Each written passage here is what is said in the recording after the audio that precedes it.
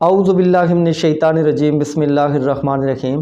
میں ہوں سردار عامر زید ایڈوکیٹ اور آپ دیکھ رہے ہیں میرا YouTube channel house of justice. ایک سوال پوچھا گیا کہ فوت شدہ بیٹی کی اولاد کا اپنے نانا کی پراپرٹی میں حصہ کتنا ہوگا؟ اگر ہم دیکھیں تو چاہے فوت شدہ بیٹی ہے یا بیٹا ہے، ان کی ڈیتھ اگر اپنے والد کی ڈیتھ سے پہلے ہو جاتی ہے تو شرعی طور پر اگر دیکھیں تو ان کا کوئی شیئر اپنے والد کی پراپرٹی میں نہیں بنتا۔ لیکن پاکستان کا اگر جو قانون ہے اس کو دیکھیں تو جو مسلم فیملی لا آرڈیننس 1964 سیکشن 4 جو ہے اس کے تحت ان کا حصہ ہوگا، بے شک ان کی وفات اپنے والد کی وفات سے پہلے ہو یا بعد میں ہو، دونوں صورتوں میں ان کا جو حصہ ہے وہ اپنے والد کی پراپرٹی میں سے ہوگا۔ مثال کے طور پر ایک بیٹی ہے، اس کی ڈیتھ ہو جاتی ہے لیکن اس کے والد صاحب ابھی حیات ہیں، اب اس بیٹی کی بھی اولاد ہے، تو بیٹی کی ڈیتھ ہو گئی، والد صاحب حیات ہیں، بیٹی کے مرنے کے بعد والد صاحب کی اگر ڈیتھ ہو گئی ہے تو سیکشن 4 مسلم فیملی لا آرڈیننس 1964 کے تحت جو اس مرنے والی بیٹی کے بچے ہیں وہ اپنے نانا کی پراپرٹی میں سے حصے دار ہوں گے۔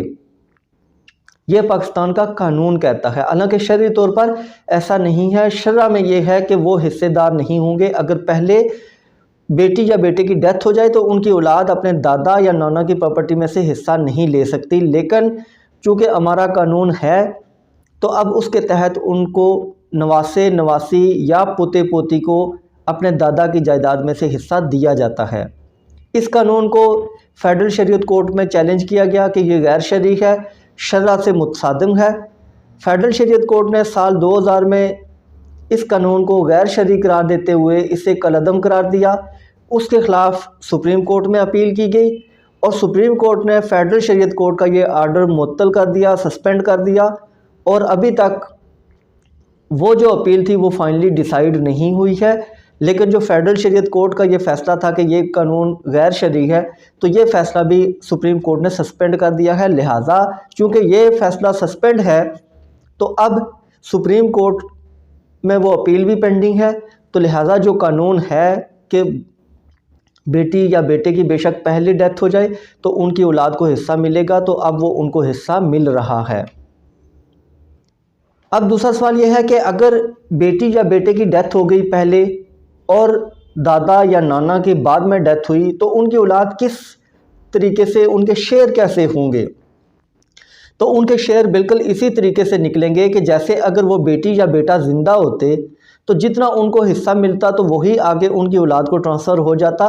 تو بالکل اسی طریقے سے بے شک بیٹی کی اگر پہلے ڈیتھ ہو گئی ہے، اس کے والد کی بعد ڈیتھ ہوئی ہے، تو جب والد کی ڈیتھ ہوگی تو اس کی جو پراپرٹی میں سے شیئر نکلے گا بیٹی کا یا بیٹی کے بچوں کا، تو وہ جو بیٹی کا شیئر تھا وہی اس کے بچوں کی طرف چلا جائے گا، کہ جیسے بیٹی کا ایک حصہ اور بیٹے کے 2 حصے ہوتے ہیں، تو بالکل اسی طریقے سے یہ شیئر نکلیں گے اور بیٹی کا جو ایک حصہ ہوگا وہی آگے اس کی اولاد کو ٹرانسفر ہو جائے گا۔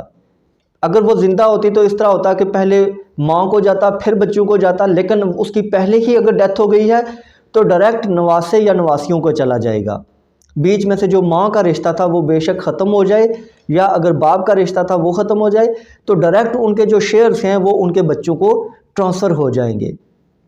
تو ویورز یہ تھی آج کی ویڈیو، امید ہے ویڈیو پسند آئے گی۔ اگر ویڈیو پسند آئی تو چینل کو سبسکرائب کرنا نہ بھولیے گا۔ اسی کے ساتھ اجازت چاہتا ہوں، اپنی دعاؤں میں یاد رکھے گا۔ فی امان اللہ۔